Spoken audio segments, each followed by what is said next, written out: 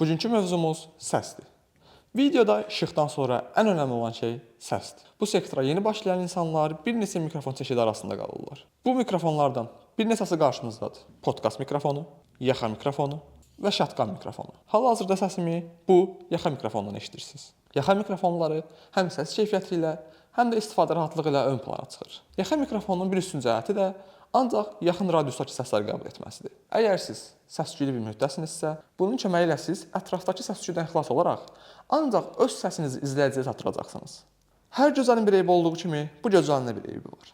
Digər mikrofonlara nisbətən, məsəl üçün, bu gördüyünüz podkast mikrofonlarına nisbətən səs keyfiyyəti daha zəifdir. Daha dərin və keyfiyyətli səs almaq istəyirsinizsə, bu doğru seçim deyil. Yaxa mikrofonları praktik və sürətli işləmək üçün nəzərdə tutulub. Bir digər mikrofon növümüz isə podkast mikrofonlarıdır. Podkast mikrofonları yaxa mikrofonlarına nisbətdə daha yüksək səs götürmə qabiliyyətinə malikdir. Bu da yaxa mikrofonları kimi yalnız yaxın radiusdakı səsləri qəbul edir. Ancaq bu mikrofonumuzun da bir mənfi cəhəti var.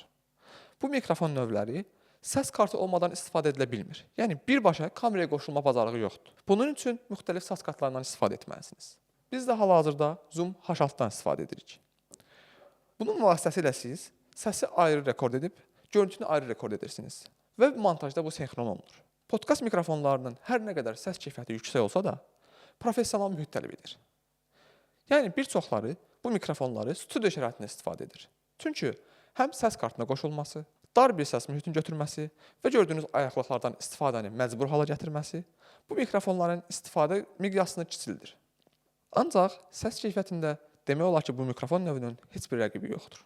Növbəti mikrofon növümüz isə şatqan mikrofonlarıdır. Bu mikrofon növü daha çox kino sektorunda istifadə olunur. Tuşlandığı istiqamətdəki səsi professional olaraq götürür, ətraf mühitdəki səsləri isə qəbul etmir. Bunun əsas səbəblərindən biri isə kino sektorunda yaxa mikrofonların gizlədilməsinin çətin olmasıdır. Bu mikrofon isə yuxarıdan tuşlanaraq tuşlandığı ərazidəki səsi professional şəkildə götürə bilir.